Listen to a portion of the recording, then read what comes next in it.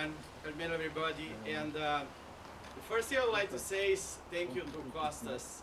I'm really happy to be here. It's always a pleasure to be in Athens, where I feel very well treated, and of course I feel home.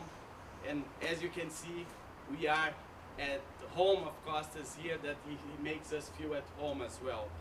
And not long time ago, I was here for the AGM of Airbus, and when you have a good discussions and the opportunity to see one each other.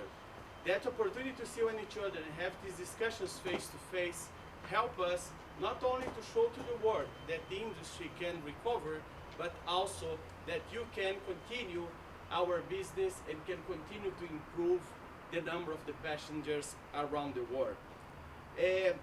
I'm very positive, and basically the people that knows me, I usually don't talk about the negative side of the business, and I see very well that we are seeing some good signs of recovery in some parts of the world. Of course, we have some problems as well that comes in different parts of the world as well, but in certain ways, we are seeing the number of passengers growing. We are seeing the number of passengers starting to fly in different parts of the world, and that is really very important. And basically, I link that with the development of the vaccination. As today, we have 5.4 billion doses of the vaccines distributed around the world. Unfortunately, until in the unequal way, and unfortunately with a lot of problems in terms of the acceptance of certain vaccines, but we are getting better. And that shows that we are seeing the number of the passengers growing and the number of the restrictions in some countries growing as well, reducing as well. As you know, Canada from 19th of August started to accept vaccinated travelers from US. And next week, from 7th of September, the day of the independence of my country, Brazil, they start to receive all passengers from all over the world with the double vaccination from the vaccines accepted by the country.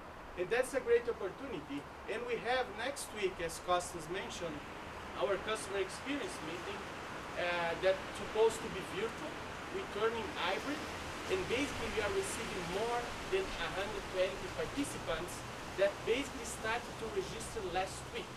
That's why I need to run back tomorrow. Unfortunately, I won't have more time to enjoy with you because I need to go back home, because I need to organize my own meeting, receive some nice friends and good good members of the industry as well, some of my board members and some of members of the industry from different parts of the world.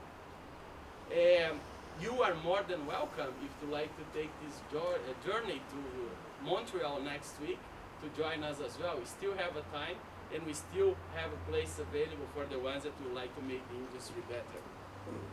Well, we have some aspects that, of course, people need to see, need to improve. We see in different parts of the world people that won't like to take the vaccines.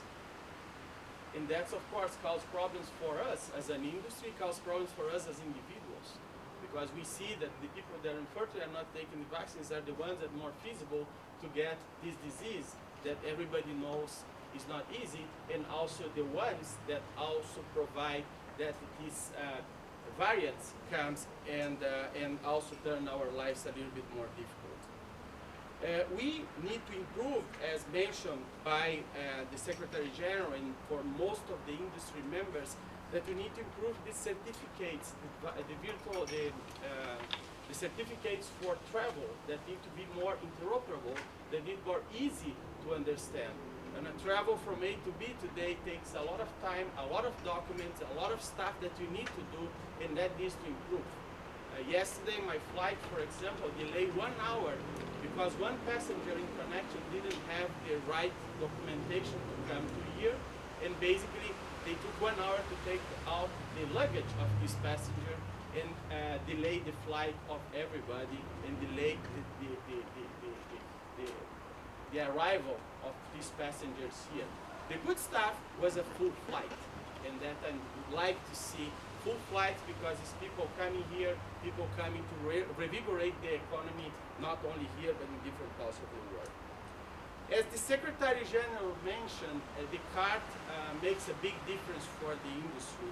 the card provide us some guidelines that allows us as an industry harmonize the systems and make the things better for all of us. Of course, countries are sovereigns and they can implement or not the card. However, we as an airport industry show to the world that we are able to implement the card guidance in the harmonized way and reaching the most number of the airports as possible. With the airport health accreditation that is going for the second year right now, we reach more than 560 airports around the globe, and that represents around 70% of the global air passenger traffic. And that is a great opportunity to show to the governments that we are able to harmonize our systems and show to the passenger that it's safe to pass through our airports. And it's important to say that we are key elements of the global social and economic development. 60% of the jobs are inside of the airports. That's why we don't need to forget that we need to have a ground handler, we need to have a fuel supplier, we need to have a restaurant. And these people are part of our business as well, and key elements on the recovery and the recovery of the social and economic development of the industry as well. In terms of the future, we expect by 2040 that we double the size of the industry, still with this idea that we will be able to do that. We won't delay that growth, and I hope in the near future our problem go back to the infrastructure, that we need to build more airports, that we need to adequate more our spaces to receive more people and have more people traveling. We expect by 2040, 19.7 billion passengers will circulate around the world and basically helping the international community growing, improving the benefits, socio-economic benefits for the communities we serve. We have new challenges ahead. We need to think beyond as well. And thinking beyond, we need to think about the long-term carbon goals that will allow us to travel in the future.